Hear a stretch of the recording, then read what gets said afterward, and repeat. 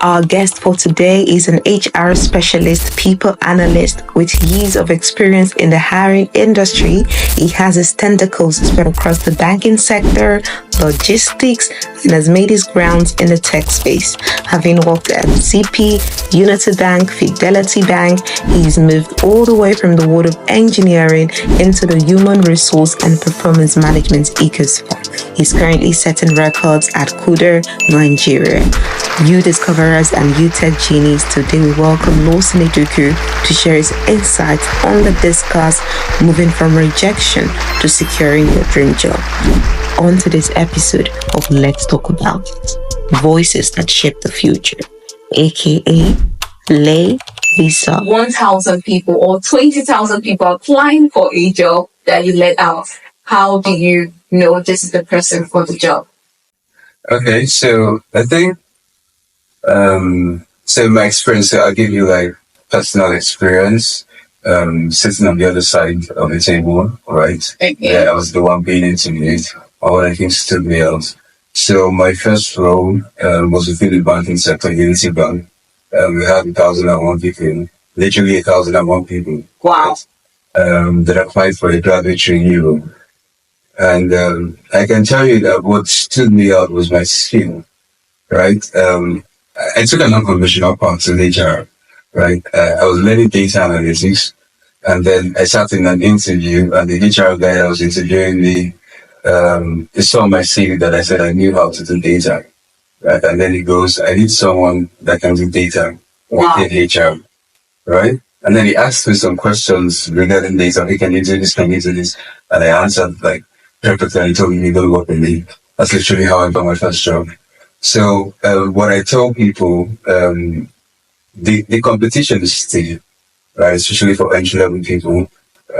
You're going into a space where nobody really cares about your 2-1 or your first class, right? What really stands you out is your skill.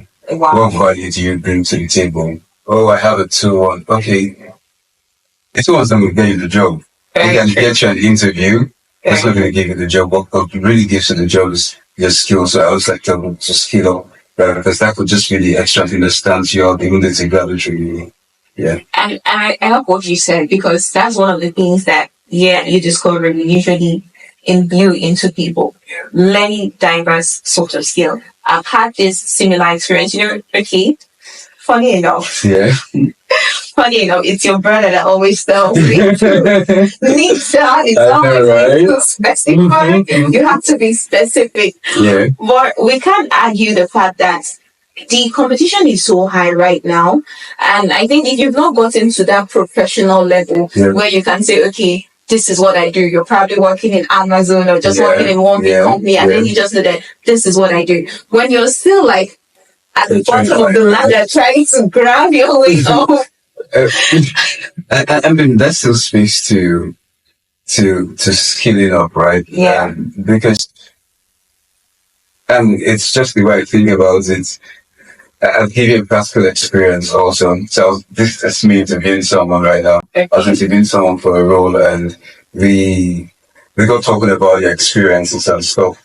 And what really stood me out for that candidate was much more. Okay, so I just give a background. So imagine you're interviewing for a public relations role, right? Mm-hmm. And the person that I'm interviewing is a customer service person. Wow. When you think about it, there's no relationship. But what stood out was that she had taken courses on public relations, right? Mm-hmm. And then she had little seemingly insignificant experiences, right? And so that stood me out because she can speak to the role even though she wasn't in that particular, she didn't have that experience, but she could speak to the role because she had taken courses, she'd done some volunteer work, and this is really what stands you out. You can't just go in there to an interview and then expect there are literally 1,000 people applying to the same job. Wow. So skill up, basically. Makes sense. So in a situation where we have several persons now who are skilled up, okay, and which is usually now starting to be the case, a lot of people are skilled up. You have this person volunteer this, I've done this, I've done that. Mm-hmm. And how can these skills stand out in such a situation? So I like to tell people So I'm going to use enough past experiences, right? For my role at Kuda, I my boss told me that he told his friends to apply for that role. So I came from like a rejection to get to the job, right? I first of all, I don't know what the ATS did when they just rejected me automatically, right? And then I reached out to someone on LinkedIn, and they was like, I like your CV, I like your profile, and all of that. And so they got me an interview, right? Now on that interview, it wasn't just about skill at that moment because I was now competing with people that also had the same skill sets, right? Yeah. But I really think what stood me out was my communication, right? A lot of people will say they are not salespeople, Yeah. right? Sure. But I tell people when you go for an interview, you're literally selling yourself. I agree. And so you're selling yourself on different things. And one of the things that I sold myself on was vision, right? I'll explain what I mean by that. So while we were having a conversation, I told the guy that I'm a vision-oriented person, right? Much more than my skills. I want to come into a place and know what they're really trying to achieve, and then see how my role can fit into this big picture. Yeah. And so when I said that, he was thinking about that. I've never heard anybody say that before. So you're literally selling yourself when you're on that interview. Now you are a data analyst for an instance, and you have 10 data analysts interviewing for the same role. You all can code SQL the same way. You all can write the Excel functions. You can do everything. What that really stands you up. It's no longer your technical skills, but your soft skills at that moment. How you're communicating, how you're selling yourself. So those are the things that I think can stand you out when you're competing with people on the same technical skills. So when you say how you sell yourself, Yeah. and I totally agree with that, but I would like us to break it down so people don't get the wrong connotation. Oh, okay. In the sense that possibly after you ask for the person's vision and you know there's a point of giving a great interview, getting higher for the role, and then meeting up to that expectation. So how do people balance this in the sense that, okay, I'm trying to sell myself, but at the same time, I don't want to go overboard beyond what I can do. I don't want to overpromise and then underperform, underdeliver. Exactly. I mean, so, and I'm just going to be really blunt here, right? Okay. You can't market a bad product. You can't sell a bad product, right? You can attempt to, right? But when people buy it, they will discard it, right? So when I talk about selling yourself, the very first thing that you want to even get right is that your technical skills are like really good. Whatever it is that you're selling yourself on, you're not just in street balance, you're not going people. Yeah, you're not going people, right? You're actually telling them what you can do, right? And then another thing is also showing the ability to learn, because that's another thing, right? I may not have all of the technical skills that I require for the role, and I tell you that for a fact, for my current role, they needed someone. So I've been doing HR and data analytics, right, since like forever. But this time they needed someone with experience in automation and then using Figma to design HR systems. I don't have the skill, right? Yeah. But while I was selling myself and telling them, see guys, I'm the best for this and all of that, one of the things that I showed them was, see, I started with doing just Excel. I learned how to use SQL on the job. I learned how to use Power BI. So learning is like, it's part of my life, right? So I'm constantly learning because I understand that in this field, it's either you learn or you're out of the field. Yeah. So showing them that made them like, oh, okay, even though he doesn't know how to use Figma right now, we know that it's going to learn the same job. Yeah. So you're trying to do a balance of you're selling yourself and then you're also letting them know that even though this is beyond my capacity, I have the ability to learn what's required. Yeah. I think this goes in line with, I don't know, you correct me there, but I think it goes in line with something I do tell new discoverers. For example, I tell them, if you have a job opportunity and you're like, okay, this is something I can learn. Even if you don't have that skill yet, and then there's this job right in front of you, go for the job, get the job, and then learn on the job. Learn on the job. You agree with that? Totally, yeah. And so when I was getting my Kuda job, I they wrote a lot of fancy things, right? And I thought I was always. going to do, I thought I was going to do some like really crazy stuff. And so, and when I've gotten the job already, you know, you have like a month notice to give your current employer. What I did was quickly brush up on learning, right? And learn the whole lot in that 1 month space. Okay. Because I didn't want to go in there. I've gotten the job, I've sold myself. I'm not going to go in there and then underperform, right? Yeah. And so that time period, that time phase was just a phase to now really learn a lot of things. And I advise people, if you've got the job, if you've got an interview, don't let all these 1,001 things that they're written as the things that you will do scare you. Apply.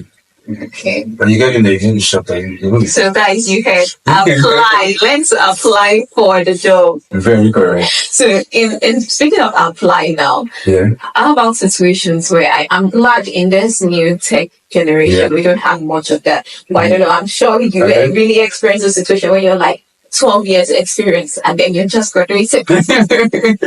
So in situations like that where you still have 5 years experience needed, 10 years experience needed, and you're just graduating, how can you still like put yourself at an advantage point? You can apply, of course, everybody gets to apply, but then how can you put yourself at that advantage point where you know that, okay, I'm applying and I really have a strong chance of really fitting into that role, despite the fact that I'm competing with someone who probably has the 12 years experience they're waiting for. So, I mean, so I'm just going to be real here. If they tell you they need 5 years experience, so they need 12 years experience, the probability of getting it is slim. Yeah.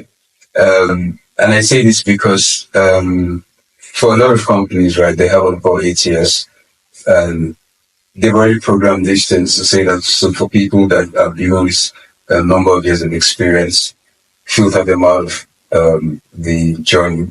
Right, and I'm pretty sure that was one of those things that filtered me out of the Kuda job. But one of the things that you can now do is pitch yourself, right? You might not have 5 years experience, but you know how to do the job. You're sure that you know how to do the job.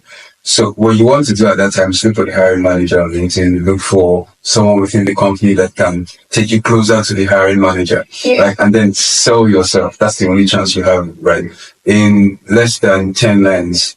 And that's what I did, really. I was able to show I've got experience in this, I've got experience in this, I've got experience in this, I've done this, I've achieved this. And so when the person saw that, obviously, we need someone with 4 years experience. Lawson just got 2 years experience, not even in fintech. But this is what he has done in banking. I think he can fit in. And so I spoke to the hiring manager, like, let's give him a chance. I got the role. Right? So it's moving from rejection to getting the job. And so even if you feel that out by 8 years, you can still reach out. When they say they want 5 years experience, it's because they believe that over the course of time, you've learned, right? You failed. You've learned, you failed, you've known how to avoid those failures. Right? Yeah. So that's why they need people with that number of years of experience. But if you show them that I may not have 5 years experience, but I've got 2 years, but within the space of 2 years, I've done things that people that have 5 years experience I've done. Amazing. Yeah. Amazing. So in line with that, how do we get thinking portfolio?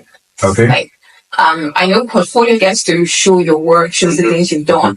So how is it that you're going to structure your portfolio in such a way that it also shows areas at which you failed and then you tried regardless of? So the beautiful thing about having a portfolio is this, it actually shows your growth, it shows your journey.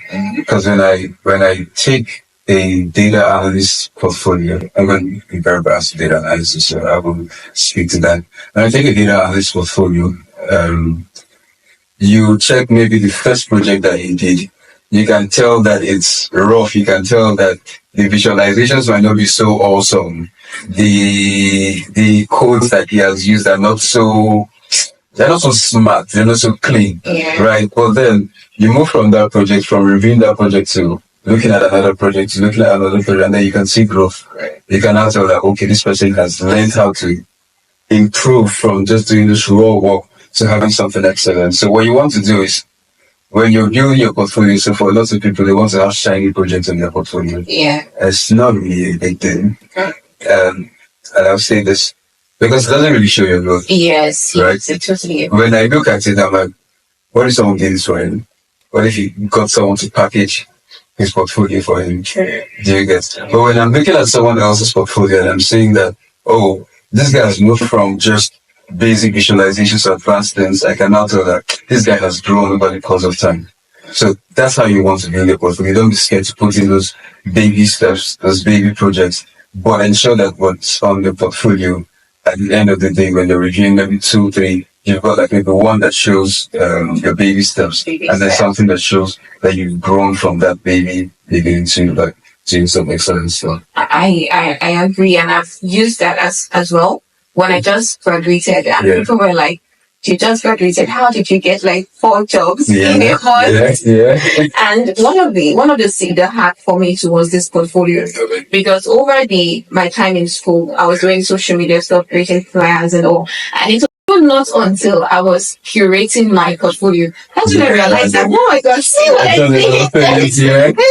I designed this and actually submitted this, but then I put it there. So when I was doing it, I just put it in that ascending order from the most basic design, and I just took it up, and you could see the progression. And sometimes I would even like write a story, like not necessarily a story, but just maybe a paragraph or so, explaining the challenges I had during this project, during that particular project, and how I overcame the challenges, the ones I was able to overcome, how I navigated through. Then I just write like in each of the phases of the project, and I think it's that's actually really brilliant. That's really brilliant, because you also want to show your thought process. Right. So you did this. So I'll give an instance. So I did something some years ago. I posted it on LinkedIn, and one of the things I did was not just to show the visualization, right, but was also itemize my thought process. So I got this. This was the first thing I did. Second thing I did, third thing I did, I got stuck here, and then I did this. Do you get? So they can tell that this person did not just, they can actually follow your thought process and then see how you really think to arrive at the solution to the problem. And that's actually really good. So like a copy and paste or that sharp. Exactly. And then just very true. Yeah. So you mentioned something twice, and that is ATS. Do you mind talking more? Oh, okay. So what's ATS? So ATS is basically a system that, so on basic HR system, right? Okay. You've got this technology, right? It's called ATS. I don't know why the meaning is sticking in my brain right now. But what it typically does is this, so HR guys are able to now program to say that for this CV that are coming in through our applications, we want to see people that have got 3 years experience. And then in social media, so you understand what keyword research is, right? Yeah. So there's certain keywords that they want to be on that CV, right? So I'm hiring a data analyst. I want to ensure that on the CV, there's SQL, there's Excel, there's Power BI, there's communication skills, and all of this is are programmed on the system. Then the number of years of experience, a bachelor's degree, for instance, all of these things are coded into the system. And then when your CV goes through the ATS, it's looking for these things that are already pre-programmed, right? Now, if you don't have a CV that is optimized for the ATS, and just throw you out, you might know how to do the job, right? But because your CV is not properly designed to go through that system, it filters you out. So how can we properly design our CV too? So what you want to do is, so most people have a generic CV, right? What is that? A generic CV, right? They just put your work experience, your education, a little summary and all of that, and then throw it to every application. That's very wrong, right? You want to optimize your CV for every role that you're applying for. That's how you beat the system. So you go look at and this is something that I do very practically, right? And we're in the age of AI, right? So you don't have to now think about to do that. So this is what I do, and that's take it anyway. It works. I take the job description, right? And I post it on ChatGPT, right? And then I paste my own experience, right? On ChatGPT, my CV, right? Paste it in ChatGPT, and then I tell ChatGPT to make my CV to fit this job description. Yeah. And then it chunks out stuff, and then I do my own editing, and I just ensure that those keywords are in place. So That's what AI does for you. Prior to ChatGPT, what you would now want to do would now be to look at the job description and then say, they want someone that knows how to do this. Have I done this before? Or I've done this. Write it exactly, not exactly in those terms, but just sort of paraphrase it so that it's looking like you've done this kind of thing before. So that's your optimizing a CV for the role. They tell you they want someone 5 years experience. You might have just 3 years experience, right? Yeah. And how do you want to design it? This way you not put your volunteer roles. Sure. Right? And so, though you graduated in 2024, or say, this 25, right? You graduated in 2023, instead of working in 2023, you only have 2 years experience, but you want someone with 4 years experience. Then you now put that project you did in school, that side, the consumer that you did in school, that now inflates your experience to be like 4 years. And I don't know, it's a 4 years experience, guy. That's exactly what I did, because I basically graduated with a 5 years experience, because I started working from under doing all of these gigs and all from under level, all the volunteering experience. So I'm graduating today, and I was already graduating with a 5 years experience. So I'm probably like, how are you getting all these jobs? Like, we are not. And I'll tell you why that works. So apart from mine, so my journey to corporates was, I'd say maybe like a typical journey, right? More like your own journey where you had some experience, right? I'll give an example with my brother. When Michael, when Michael was leaving school, he already had like 4 years experience. He was always working on his portfolio, building things. And so even when he got his first role, it wasn't coming in as an entry level person. Sure. They were relating with him as though, oh, this guy's been in the industry. Yeah. But this guy was not even done school. You get. True. So and that's why when I talk to people that are still in school, the best time to start building your career is now. Today. Not waiting till when you graduate. True. Yeah. Even if it's just little something, as long as you're moving, you're not static in one spot. Because even when I was doing those roles, possibly maybe in a volunteering company, I could be taking up several roles. Maybe I'm taking up something on video editing, I'm taking something on content creation. Yeah. So whenever I'm designing my CV, I always design a CV for an application. Yeah. I don't do what you called it, one generic CV, and I'm just submitting here. Like, I do it very consciously to the point whereby I know that as I'm applying for this job, I'm getting it. Exactly. So I streamline all of those volunteering roles, and I streamline, let's say I want to become the social media manager for a company. I streamline all of those experiences. I pick up all of the social media work I've done. I have a specific portfolio for the social media work and all. So when I'm applying, you just know that this is the person. Yeah. And even when I got my job at Flex Finance, for example, they, on their job description, they specifically requested for someone that had bachelor's in marketing or something, and I had bachelor's in medical laboratory science. But because of all of the other experiences, you could not just still overlook it. You know that, okay, she's not into marketing, she's into medical science, but then every other thing fits the role. And then I applied regardless. Yeah. And that's brilliant. It's like, my background is engineering. What am I doing in HR?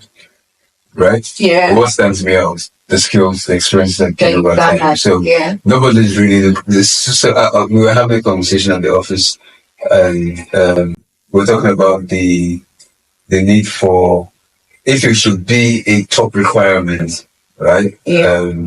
So education, and we said that it's not really a top requirement. So how do I put this now?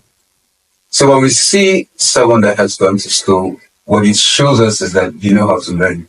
True, very true. That's the best that's what we see really, right?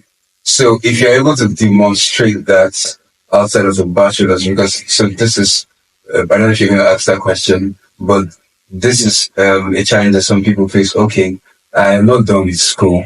How do I now even get the job in the first place, right? Volunteering. That's pretty much how you get it. That's it. Volunteering. And that also then shows us that, oh, this person is able to apply himself, right? And so even if you've not done your BSc, There are some companies that are still really strict with that, but there are companies that are really flexible with that. What they want to see is what have you done, what have you built, True. right? And that stands you out. So you can get a seat with someone that has a BSc, a PhD, whatever, and then you get the job. Why? Because you've got skills. You've shown that you've applied yourself in different ways.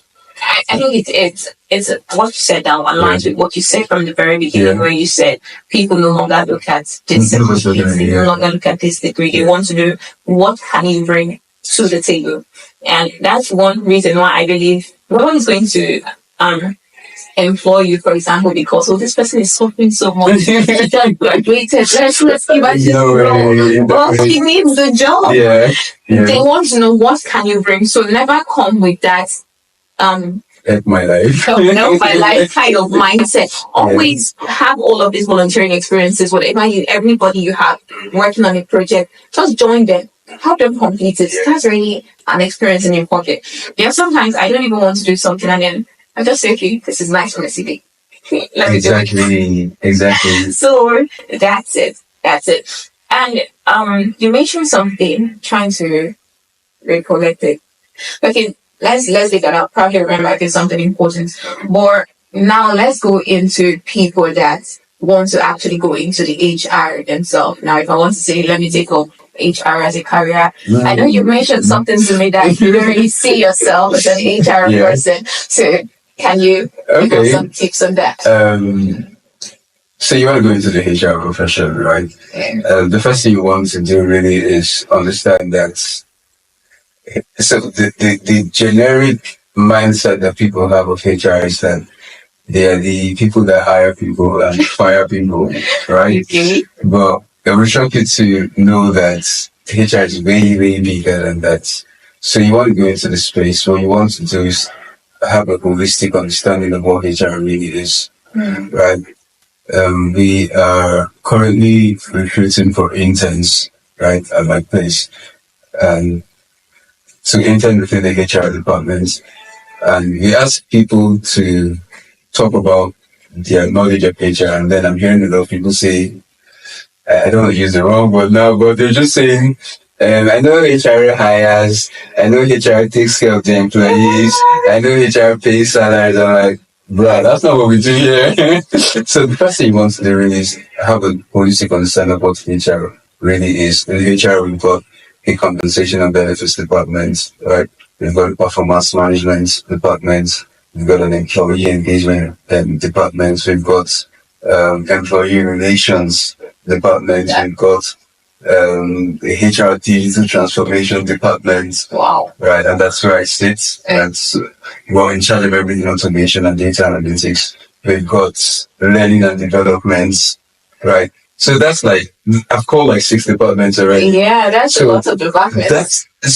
When you now say you want to go into HR, the next question they'll now ask is, what do you really want to do in HR? Now, when they ask you that question, you don't even have an understanding that all of these departments exist within the HR division. You won't be able to answer, like, I just want to hire people. And then I hear people say that, oh, I'm good with people, that's why I want to join HR. You are not good with people. And I mean, people will frustrate you. My very first HR will tell you that HR is a thankless job. A thankless job. Yeah. Everybody's concerned about their paycheck. Yeah. They don't care about the things that you do. They don't. And let them go for it. But basically, you want to get into the HR space. Just first of all, look at the entire, get a holistic view of what HR is really about, and then niche down to saying that, oh, so the people that call HR generalists, right? They need to know about everything. The people that HR specialists, they specialize in one area: performance management, compensation and benefits, HR digital transformation, employee engagement. So that like really needs down to doing one thing. So do you want to be a generalist? Do you want to be a specialist? If you want to be a specialist, a HR specialist, which of these specializations do you want to go into? So there's compensation, there's all the things I've mentioned. Then go on to the story and see how you fit into one of these and then learn in that direction. Wow. No, that's nice. I'm not into the HR role. I know that one thing I do before any interview, regardless of what CV or portfolio I've submitted, is before the interview I go on ChatGPT and I'm like, And it's a lifesaver. and I'm like, I'm interviewing for this role. Yeah. What are the likely questions I should to expect? So I think if somebody should go and do that, I don't think they would just be saying HR or IR. Exactly. Then you would know the details. You would know, okay, this is what they do. This is the kind of question I'm supposed to expect. Yeah. And you'd be better prepared for it. That's absolutely correct. You want to use the tools that are available to you to prepare. You don't want to get into, because while we were having that interview, they literally just, people were cracking us up. Like, I don't know what it's looking for, but if you just done that little, and this goes to show that a lot of people are really not prepared for the roles that they say they're applying for, right? You want to apply for a role, the most basic thing you want to do really is just do research, right? In my, not for, if I say in my time, in my days, but I mean, because of the AI revolution, it feels like, it feels like this is just like 3-4 years ago, I'm talking about, right? There was no ChatGPT at the time, but one thing I would always do was do research. Yeah. Do research on the job, do research on the company, what they want, what they need. Know everything. Like my first job, like I said, when they were asked, so the guy had asked me questions about data and all of those things, and I'd answered. And I was like, okay, tell us something you know about our company. And I started telling them, this is the chairman, this is the MD, these are the executive directors, this is your issue. Like, yeah, it's okay, you obviously did your research. Wow, you get nice. So that stood me out. I left that interview, even before they told me anything, I knew I'd gotten the job. Yeah. Right? Sure. Because I finished everything. Right? It's not because I'm the smartest person in the room. Mm-hmm. There are people that were definitely smarter, but I still need to do more research than most people. So that's your idea. I remember one interview I had. I was the one applying, of course, and it was so bad that it was like, I'm looking for a question that you don't have the answer to. He had so many questions to ask, and there was some point where we feel like, oh, wow, God, and I was and I'm like, oh my God. So it was not like frustrated, but you know when you try and it was like, I'm trying to ask you a question you don't know. Is there any question you don't know? So it just boils down to doing your research, doing the work. Yeah. So in your experiences as an HR, what's the funniest experience you've ever had, or what's the most unique that you found in a person and just like, oh, this stands out? Okay. Let me think. I can point to one, but I think one that really stands out for me was this is like a volunteer job that I did one time. Was for like a blockchain institute. Right, she was supposed to come in as a communications assistant, right? Mm-hmm. And she had a totally different background. I think I referenced it. She had a totally different background, right, from what we were interviewing her for, and which was a business development manager at Propel, right? She had just lost her job, right?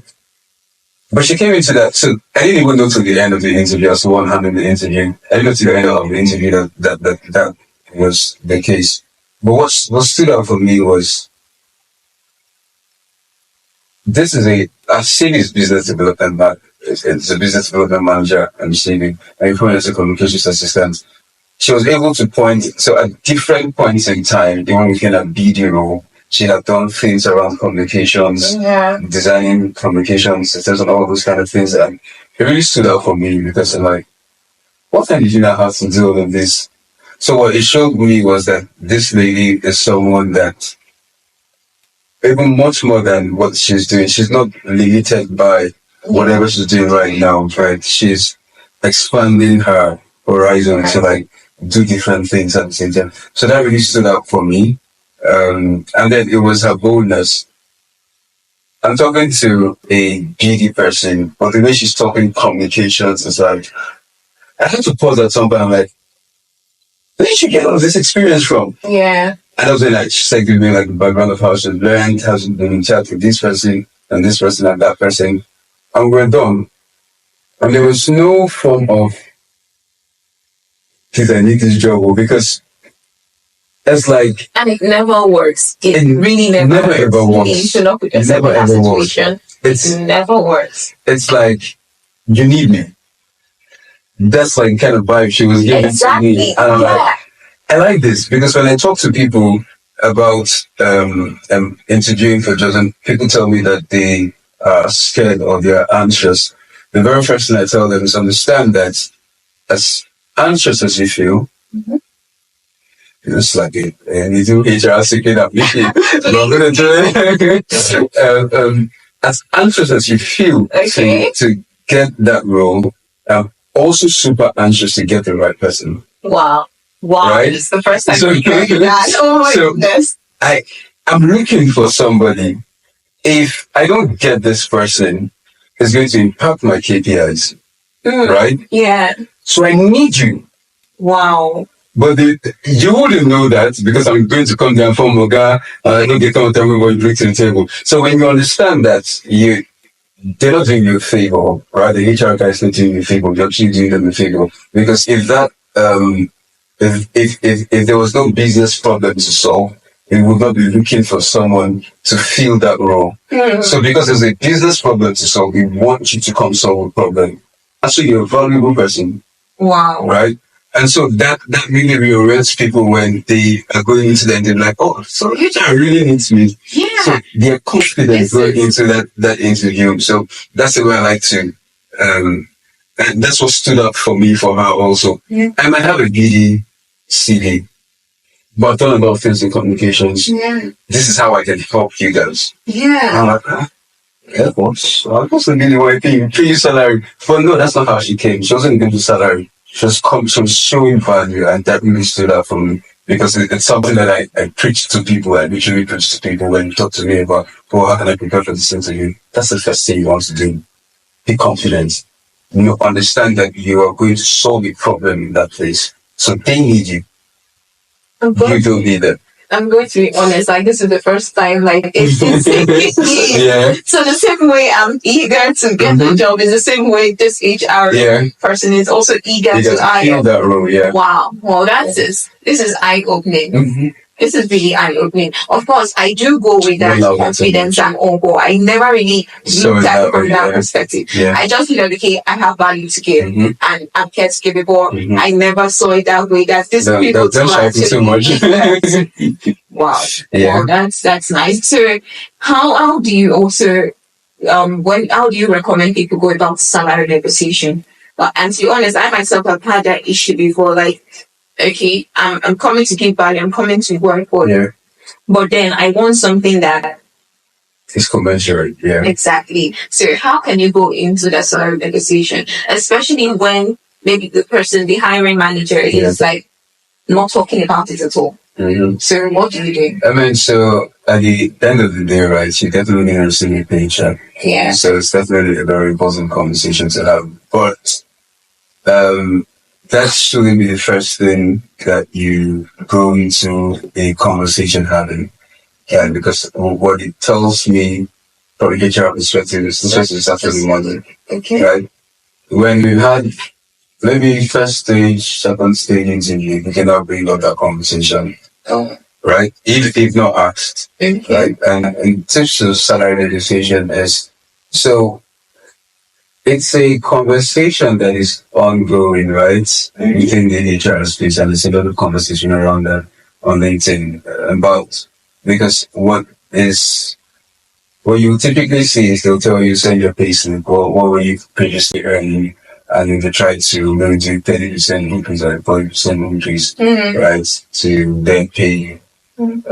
But when you're asked that question, and this is how I approach it totally personally, it's, what's your budget for the role, right? And some people might... Is this the employee, possible employee, the candidate asking, what's your budget? Because every every role has a budget. Yeah. So it's probably say you intervene for HR role, it's for like 400 to 700,000 naira budget that you've allocated, right? Mm-hmm. So you want to know the budget for the role, right? And then you can now then use that. Now, a lot of people might not tell you what they're talking about flexible. Tell us what you are bringing. So what I do personally is I do like it too. So the first thing you want to do is do your research first, if it's available. What are typical salary benchmarks for this particular role within this industry? And so that already gives you an idea that also for a HR manager role, this is the salary range. For a HR associate role, this is the salary range. For a data analyst role, this is the salary range. You're coming to that interview understand that this is the range, right? So when you ask for the budget for progressive HR guys can follow the budget. But for people that stay in the past, they're flexible. They tell you what do you want. So because you already have information, you then ask within that budget. Whenever going to the interview, okay, any 100,000, and this is 120,000. Yeah. We're going to do 400,000. Yeah. Do you also agree about range, like giving a range, or do you just specific? No, you never go specific. Give a range. Give a range. Yeah. So I'm open to anything between 400 to 700. Okay. I can never go below 400. Oh. I'm going for 700. Why not? Yeah, definitely. That kind of thing. Okay. But you're given a range because you've seen the minimum for this role and the average, the highest for this role, and this is the average, right? It's max, that kind of thing. So first thing is to have the salary negotiation, the salary conversation. First, do research, right? The thing, there's Glassdoor to help you. There is this Glassdoor. But all these other guys is Indeed. Indeed also has information on this. There's mysalaries.com. These are like different sites that you can check. So they give you a range, right? Oh, you've seen people report this salary within this range and that range. So you're going into that conversation, understanding the range. But that's the first thing you want to do. But when you're having that conversation, the first question you're asking them when they ask you, what's your business, what's your budget? Throw it back to them, what's your budget? And then if they're throwing it back to you, then you then tell them the range that you have in mind. And then you can start negotiating within that range. Yeah. There's this trend where a lot of people, when they get into the job and they're like, if I knew this is what the entails, I would not have agreed to the salary. I leave. Going to the job 1 month, 2 months, 3 months down the line, they are very disappointed at agreeing for that salary. So is this like an HR plus twist where when they're about employed, like they water down the job role, and then when you call me, that's how this is the full gist. Because personally, I've had that experience for some remote work I've done, and then you just the person, oh, don't worry, it's just 2 to 3 hours a day, it's not much. And then the moment you get in the box, you have your full day. So is it a plus or is it just confidence? It's not standard HR practice. Okay. Any HR person that is doing that. Same good HR person, right? So there's a lot of work that is done before and I spit out, right? So your HR, you really do not know a lot about the role, right? So I'm hiring a data analyst, so because I'm a data analyst, I know stuff about it. But say a regular core HR person is hiring a data analyst, he doesn't know what data analyst is. So what you do is they partner with the hiring manager is someone within that department, maybe the manager, the person you'll be reporting to then say, list out everything that this person is going to do, right? And then they use that to craft the job description, right? So when you're coming in, you're supposed to actually be doing exactly what you say in the job description. True. That's the standard practice, but then you find people that will just write anything there. Because they don't have, and it's a bad HR practice, because they don't have a holistic view into what the role is. They're not partnering with the hiring manager, right? They're just writing off the top of their head what the thing is just doing. And that's why you have cases like that. In my own experience, I've had jobs where the job descriptions were so bogus And then I get in and I'm like, you guys said I was going to do this and this. What am I doing? That's literally where I left my last place.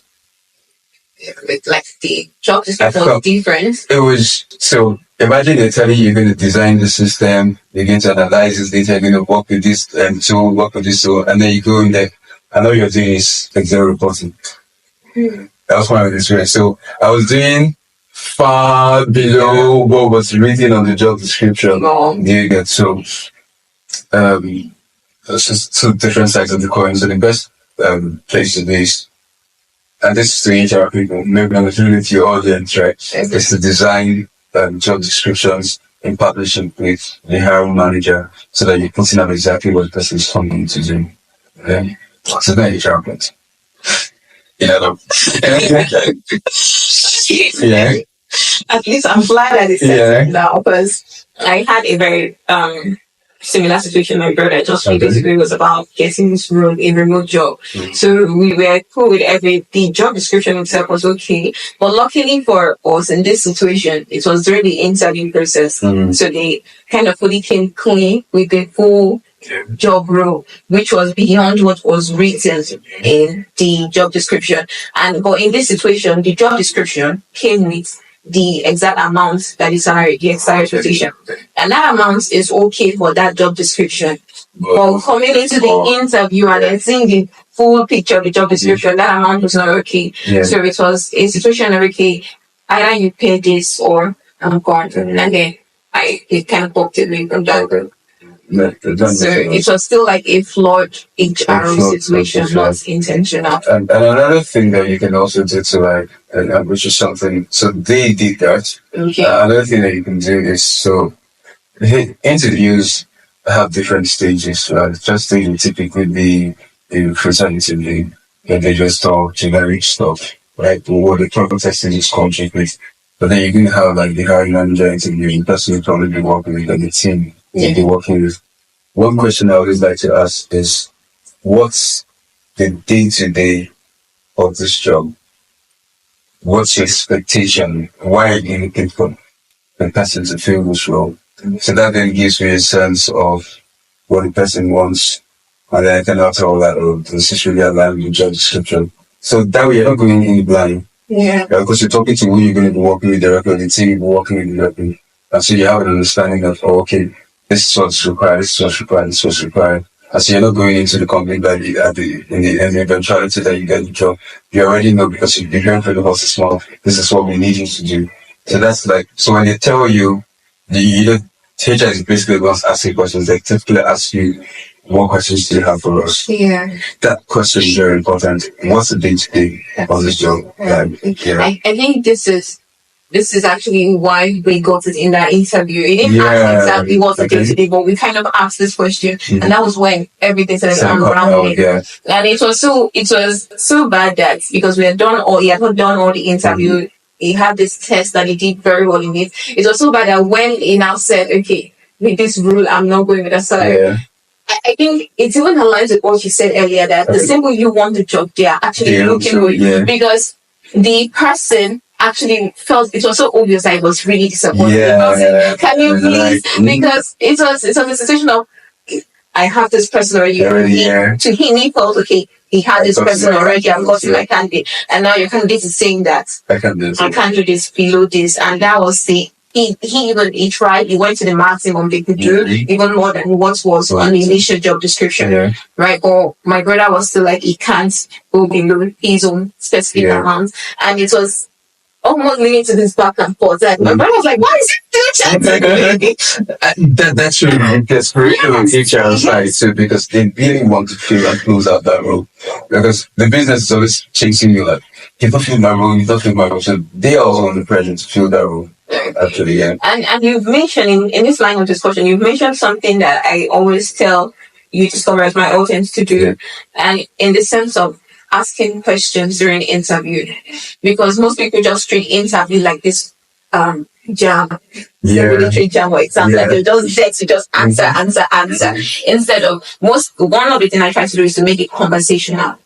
And no better way to make it conversational than to ask questions. So you've mentioned it, although you didn't like give it as a rule, a guideline, but you've said it several times. So what do you think? Do you kind of see people based on that to see, okay, let's say someone, for example, now, let's say these two people are very fit for this role. And then there's this one that or throughout the interview, it just give you all the answers you needed, no questions asked. And then there's this other person that was relating and asking questions. So does that like cause a differentiation or? Yeah, it definitely does cause a differentiation because if I'm saying that on the technical side of things, these guys are on par, right? Okay. That stands the other person out because if you're conversational, it tells me that you're interested, right? Much more than the technical, whatever, technical skills that bring to the table. You're interested. You'll probably be a conversational person. You'll probably be the kind of person I want on my team, right? And so that will definitely stand you out. So you want to go into, and it's really a conversation that you're having with the recruiter. So you want to ensure that you're also asking questions too. It's very important, yeah.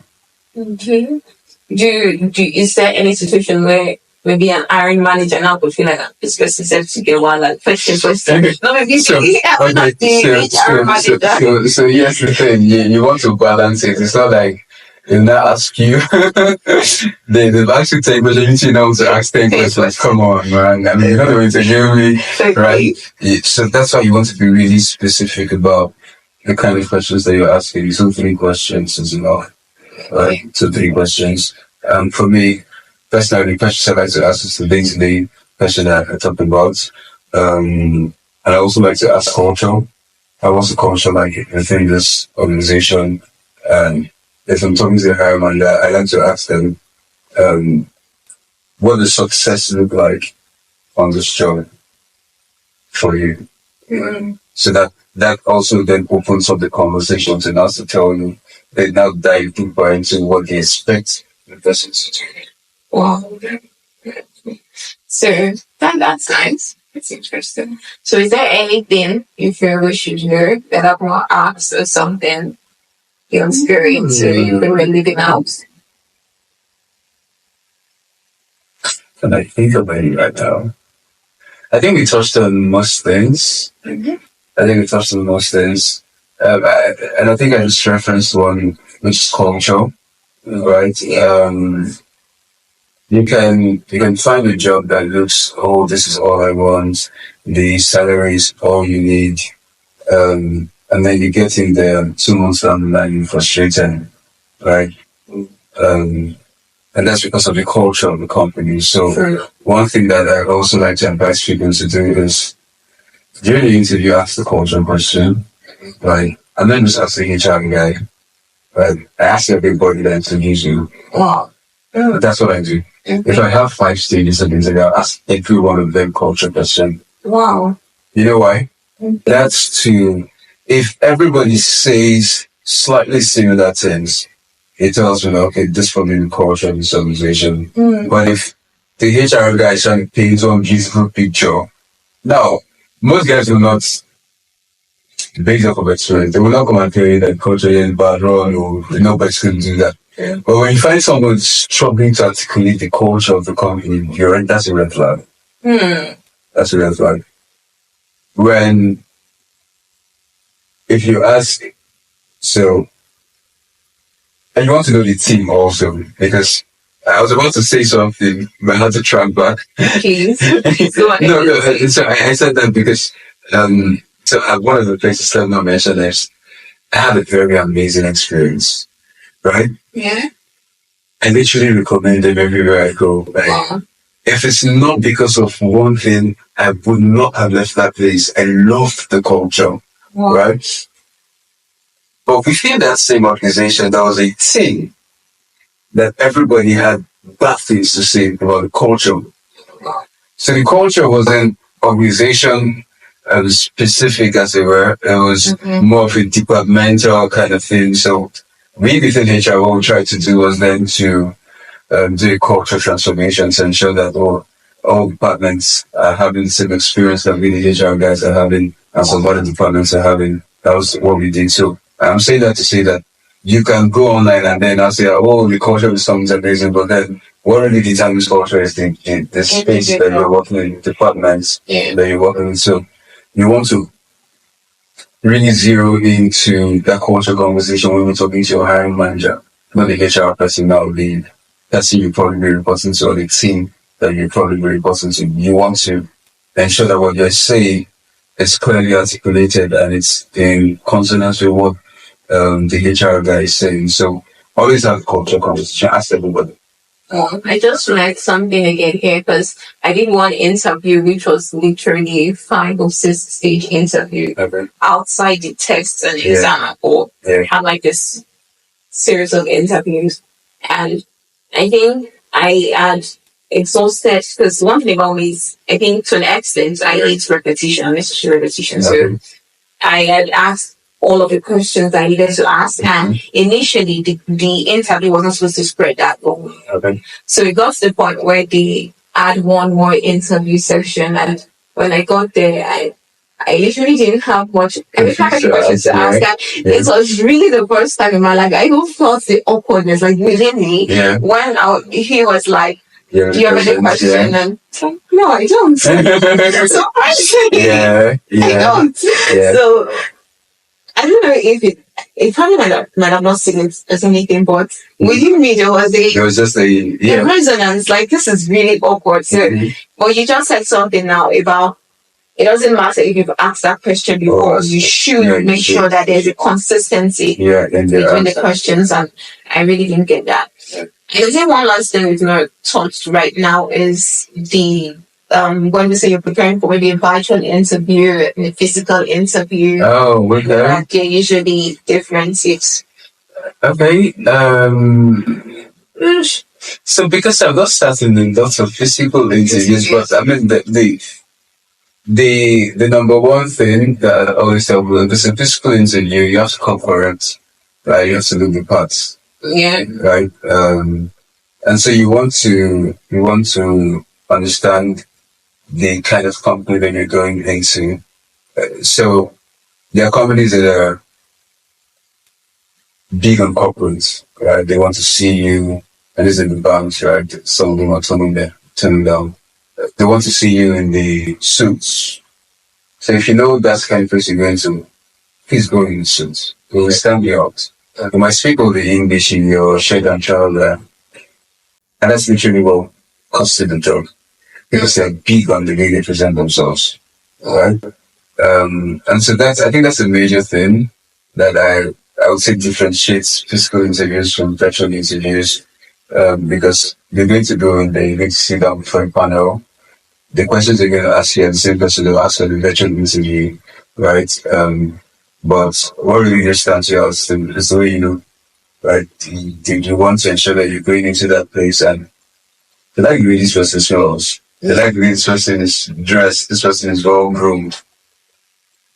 I can tell you that for physical interviews, and this is something that I've noticed amongst like HR people, your likability puts you 10 steps ahead of most other people, right? And so you go in there and you're looking scruffy, they're already put off. Sure. So it doesn't matter what you're saying, right? Yeah. But then you go in there, you're looking smart, you're like, this is so nice to have in our organization. So I think there might be other things, but I think that's the biggest thing in the sense. I agree in the sense that studies do show that people react more to how you make them feel, the emotion you generate than what you say. But when it comes to virtual interviewing, where I feel, there was one of our highlights of story where we just started discovering was this experience I had with this lady. Okay. Just going straight to the point, she was preparing for this interview. Yeah. And she didn't know who I was at the time. So she just told me, I said, I chatted at her for a reason. And she was like, I'm preparing for an interview. Yeah. And I'm kind of busy. Let's talk tomorrow. And they just smiled. I was like, you're preparing for an interview and you let's do it. First, I want to go now. So let's go and brought it to your answer. Yeah. But she was a good lifer, so I had to take the extra step to go back. And in trying to know how ready she was, she was like totally on that prepared. And If there's anything less than 0, that was where she was in a scale of 1 to 10. Yeah. Like, take out the scale, to dig the ground deep. And we had to do like an overnight transformation. Yeah. And what I loved about her in that process is she was the kind of person that, those kind of people when you just give them knowledge and they just absorb it. Yeah. She was that kind of person. She was supposed to do a presentation slide, and overnight I taught her how to prepare. And she literally did something magnificent. Maybe I would put it before and after on the screen. Well, one of the things I was big on, which I'm still big on in preparing people for virtual interview, is because, like you said, when it comes to physical interview, I feel that's kind of easier in the sense that, or maybe because I'm talking from my own confident perspective, I don't know. I feel it's easier because there's a lot to judge. They judge your clothing, they judge your shoe, they judge your smell. Yeah. Like, you might not even say the perfect thing, but because they already like you, exactly. So there's like, I feel it's easier if you ask me. But when it comes to virtual interviews, just your voice they hear. You need to know what to do. Exactly. You have to know it. This one is not like maybe I just like the way so I just like the charisma. There's no charisma to like here. So you have to show your work. Yeah. So I feel virtual interview, if you ask me, is even in terms of should I say scores now? I think it's more difficult because you don't have to spread that scores around. Yeah. It's just like when we do our professional exams in the medical field, they assess onto your dressing, assess onto this, assess. So when you put all the scores together, then sums up to it's almost hard for you to feel, even when you don't perform very well in the exam. Yeah. Do you get? Or in virtual interview now, that doesn't exist. It doesn't exist. Yeah. So one of the things we had to do overnight was a voice training. Okay. Now when you hear her speak, you feel like, are you in primary school? So I was like, and I was like, show me your professional voice. And she was like, Mom, what? I'm like, speak as though you are a baby.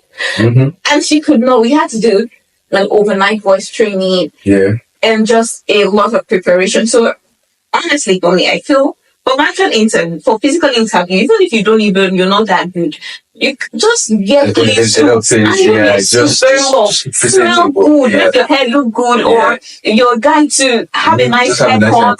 Make sure there's no freckle on your shoe or no speck of dust on your shoe. And that's like you're already like 30%. That really gives you an edge, Yeah, but for interview. So what do you have to say about that? I think you made a very important point, right? And I tell people this a lot. You want to really, like I said, right, you're selling yourself. So you want to put your best foot forward in everything. Now, in a virtual interview, there's not a lot of things. There's either a technical skill and, like I said, the way you could remember, it's about the way you communicate. Yeah. Right? The voice training thing you talk about is super important. Especially when you're going into places, into fintechs, banks, fintechs and banks, in telecommunications also. These are people that you're probably going to be people that the hiring manager could probably have studied in the US, right? Sure. Probably has done a course in the US. He interacts with this kind of people. So he wants to know that the person that he's speaking with has a good command of English, right? So, and I also tell people, don't now go and evaluate. Yeah. Not trying to do British accents that you don't or have. the American accent that you don't have. Yet. So, but just ensure that your communication is very clear. Yeah. That's pretty much it. Clear, and you're not making a lot of blunders in your grammar, right? So, and that's super important. And know your stuff. Yeah. Know your stuff. So, you're shining in your communication. You're shining in your technical skills. You're shining in the kinds of questions that you're asking. Then, so I think that's the ways to stand out during virtual interviews. And I think something that we need to talk about in preparation for interviews is have a lot of practice, right? Because practice makes perfect. You might at this point, I was sitting at the other side. I was being interviewed. So I typically would not. So this is because I have experience, right? I do not do a lot of practice, right? Because I already have like an understanding of, okay, this is probably the question that I'm asking. And I just do a mental practice. That's what I do. So I sit I don't know how to explain, but I'll try to make it make sense. I interview myself, right? Yeah. I sit down as the interviewer and I sit down as the candidate, right? And then I interview myself. If I don't want to call people to do that for me, I do that myself. But if you don't have a lot of experience, you want to ensure that you have someone, give them a list of questions, right? And then tell the person to ask you those questions and answer. So there was a time I didn't do something like that, right? My mentor thing that I typically do. And then they asked me, tell me about yourself. And I was touching like, this is nothing to do this stuff. What the hell is happening here right now? And it's not because I was anxious or anything, but I just didn't prepare for it. I know that's a question they're going to ask you, but for some weird reasons, I just thought, it took me a while to get into the zone. Yeah. Right? So for me, there's the interview zone, right? I like to get into that zone so that when I get in there, I'm already in there. So it took me, like, after first question, after that, tell me process to get into that interview zone, and I was able to. But if I just done a little practice, right? Just refresh myself again on how to answer. Tell me about yourself, because that's where you shine. I think that question really has a way of taking you off guard. Yeah, so it has to be like, even when you know that you're going to yourself, just tell me about yourself, and you're like, okay. I don't know, maybe it's because of the plenty CV you've already submitted. It's still just have to, I don't know, but that person really has a way of just taking someone off that. But one question I would really want you to tell us how to answer is a question that you don't know the answer to. Now, I always tell my people, never say no or never say I don't know. Okay. So I don't know, do you have that question? And what would you rather they say when they really do not know the answer to a question? Okay. So, and my answer might not be what you might want to hear. Okay. But really, if you don't know, you really don't know it, right? And there's not much that you can do. And the person that's asking that question can tell where you're just trying to faff around, get around the bush, say other things, because that's what ethically can people do. Where they ask them the question and then you're going in circles, that really puts you on. Okay. And so I was asked, I've been in that scenario, right? And someone will be like, oh, I'm not familiar with this, but that's something I'm going to go back to research. Exactly. That's what I prefer. That's exactly. It's as simple as that. Yeah. Because if you're going around the bush, you're like, oh, but you don't know this thing. Just tell us. Yeah. I totally am in line with that. Like, it's something I'm going to research. It's something I'm going to learn about. Because it also shows that, okay, I'm willing to put in the work to learn. Yeah. So I'm not coming in basically like an all-knowing. Or I'm coming in as all brewing now. That's all learning, all brewing. That's beautiful, actually. So I think that's a great one. So I'm not familiar with it, but I'm going to do research. That's pretty much how you answer that question. That's perfect. Yeah. So would you say this is good enough now to draw the curtain, or would you say there's still some other things? So I think it's a good place to draw the curtains. Maybe I'm reading anything out. So we talked about the tell me about yourself question. Yeah. Right. So how did you even answer that question? Thank you. I was going to as I close it. Oh, okay. Tell me about yourself. So you want to answer that question in, I don't care about your states. I don't care about who gave birth to you, right? Because I've had people go like, oh, okay, my name is this, I'm from this state. So what you want to do is stop talking points as number one, your name, definitely your name. People will say that, I bet people say things like, but you know my name already, nice of my city. No, we want to introduce your name. Or tell my name. That's first thing. Number two, talk about your academics, your education, right? Yeah. Now, if your education does not tally with what you're being interviewed for, it's still a very good talking point. Right? So I was interviewing for a role one time and they said, tell me about it. And I'm like, okay, I'm Lawson. I studied chemical engineering at the University of Benin. I've got experience in the HR space. And then I'm like, I knew you probably want to ask me what's the chemical engineer doing in the HR space. And then that really just like, oh, okay, trigger the conversation and explain what they were doing. Because some people might want to ask that question. So that's really a good talking point for me. I said it sometimes. So your name, what you studied, your experience, just give a rundown of your experience, right? But do not go into that conversation just talking. I worked at Fidelity Bank as a this person, as a performance management person, something about, I worked at UNC Bank as a Kuda Nigeria.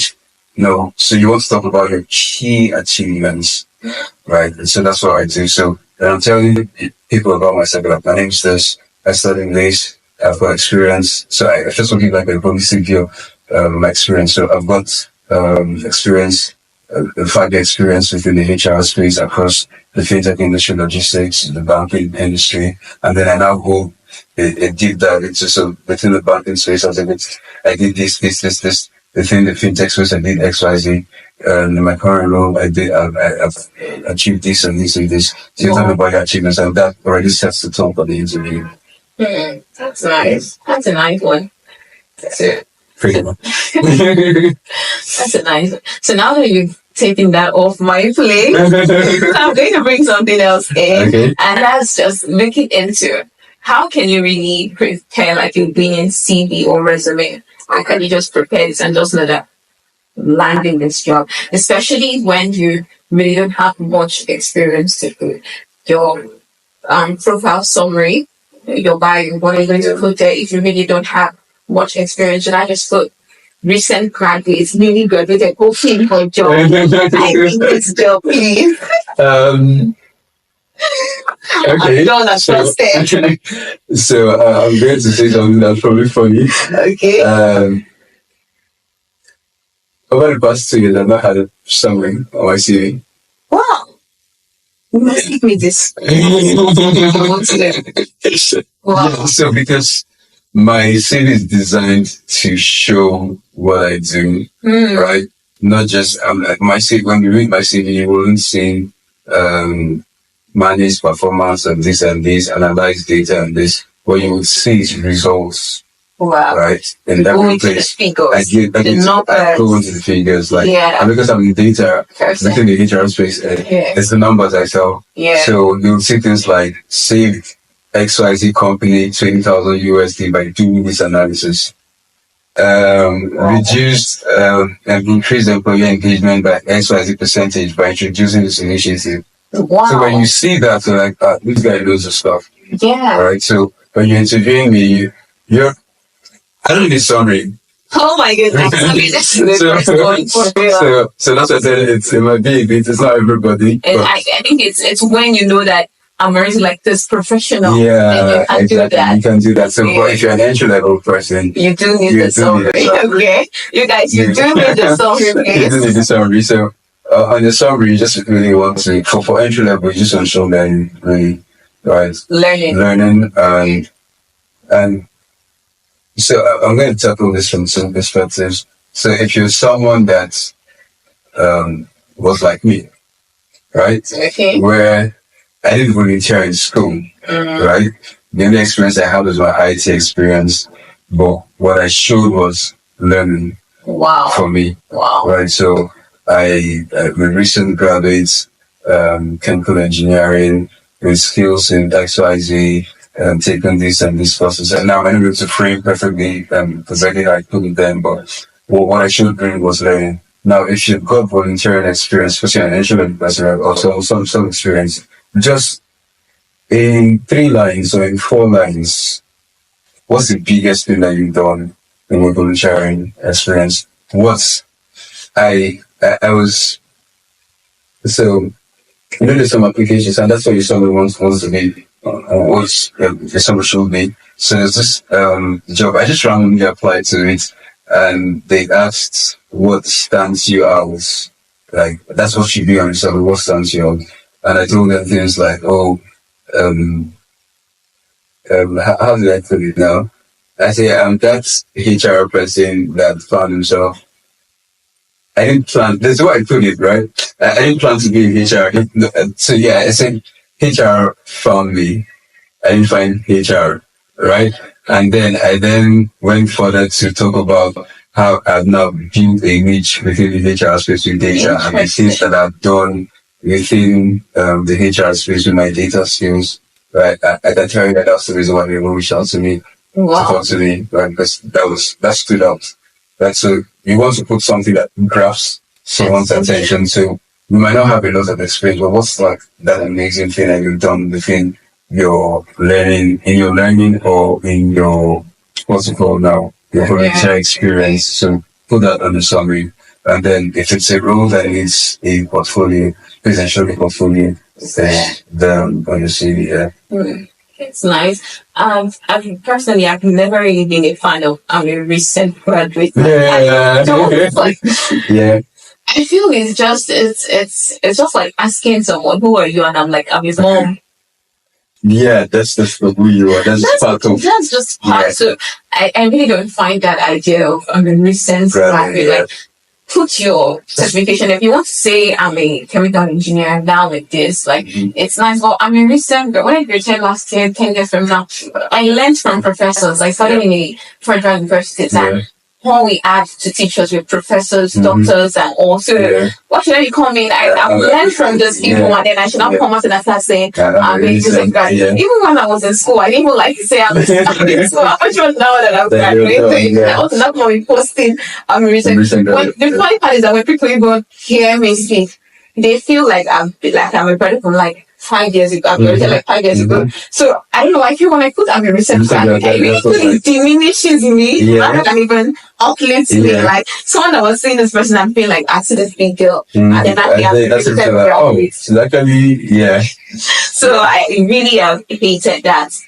Let me not use the word hate, or I don't just find it as my goal to say I'm a recent graduate. And I think what you just broke down about your experience, what stands you out. Yeah. And when it comes to the topic of standing out, I know we get to say a lot. So you said something that I really picked that could stand people out.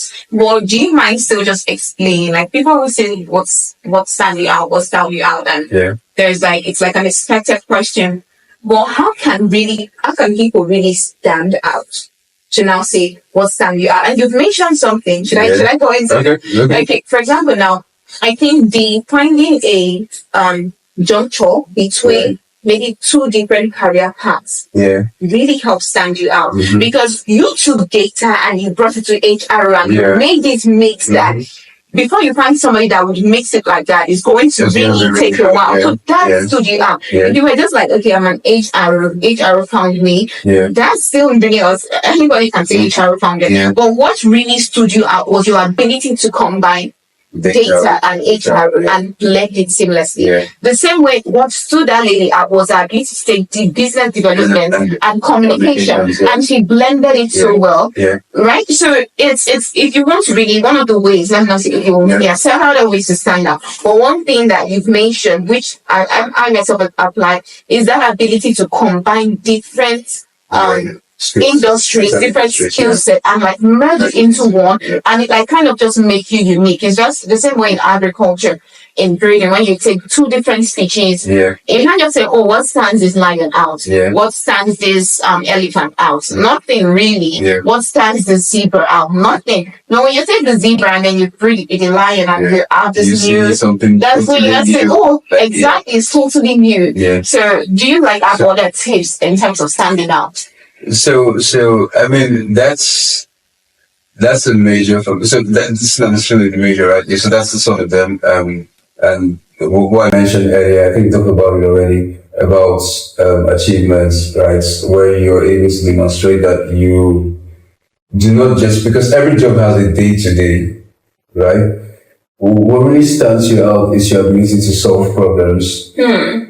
That's another one. It's your ability to solve problems. So. Within this space, right, how we solve the problem, right? I'll give an example. While I was interviewing for my role, my current role, we had a problem on my former place, and that was not everybody had a unique onboarding experience. I'm not an onboarding, right? So what I then did was to automate the onboarding experience such that when we come into the company, nobody. So first of all, there was the first challenge of you'd say that this mail has to go out 3 days before the employee joins, right? Yeah. On the day the employee is supposed to come in, this mail is supposed to go out. Now, because of human errors, people do miss things sometimes. So what I then did was to now automate the entire process to say that I was automated in such a way that at every point in time, at 9 a.m., as long as you're going to join this company, you're going to get a mail from us at XYZ day, you're going to get this mail, and then we're taking feedback at different points. That was a problem that I solved. Wow. Right? And so when I talked about it during my interview, like, wow, that's not data, that's automation, and that's what we need here. Right? So problem solving really is what I think stands you out. So you are a social media person, right? What's in this company, what's the challenge that they are having? What did you do to solve that problem, right? And then someone else can come like, oh, I curate 3 contents every day. I know how to do short form videos. I know how to do it. Yeah, those are the things that are needed. But how does it solve your problem?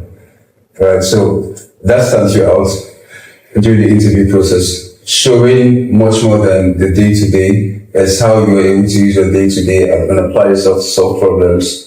Because this is people are really looking out for. I really love this, and it also goes to show that when you are performing your role, you do need to find a problem to solve in that process.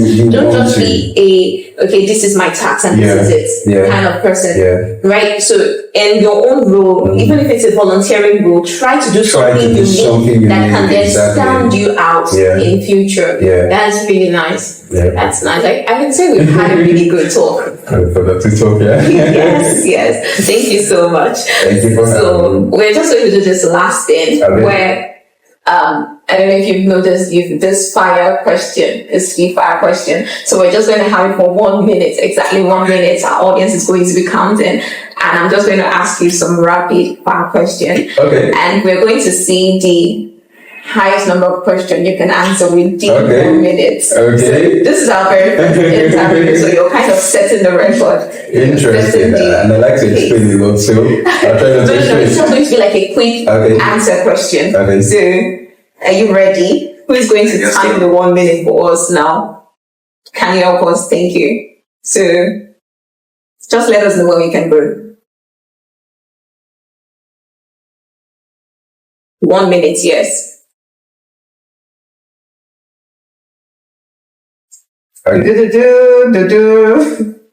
Yes. Is it ready? Okay. What's one word your colleagues use to describe you? A quiet person. If you weren't in HR, what career would you be in? I'll probably be in data analytics. What's the most creative excuse you've ever heard from a job candidate? Pass. Okay, what's the weirdest or most unexpected question you've been asked in an interview?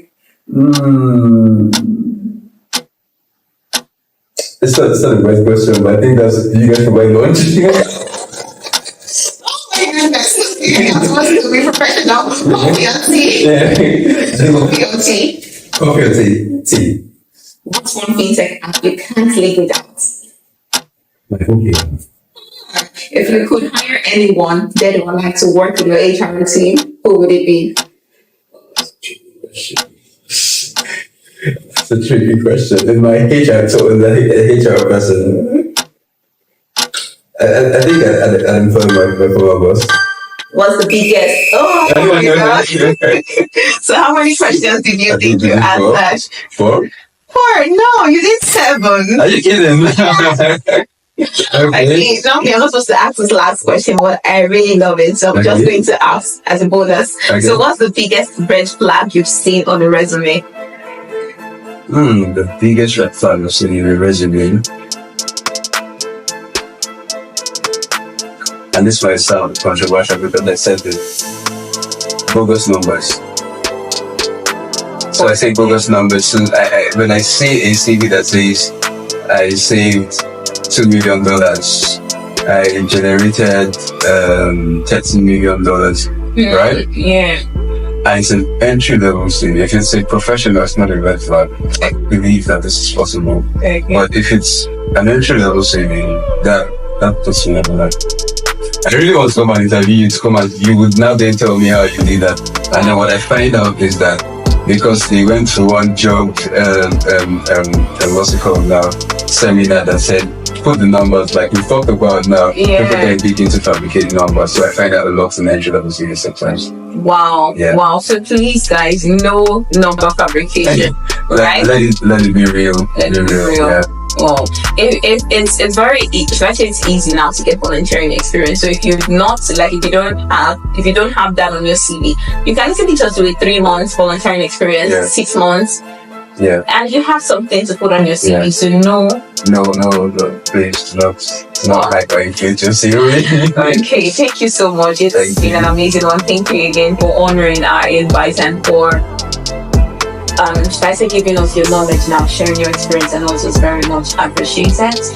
And I know you had a lot of experience in fintech, banking, so maybe we're going to have this some other time to just talk about that. Maybe.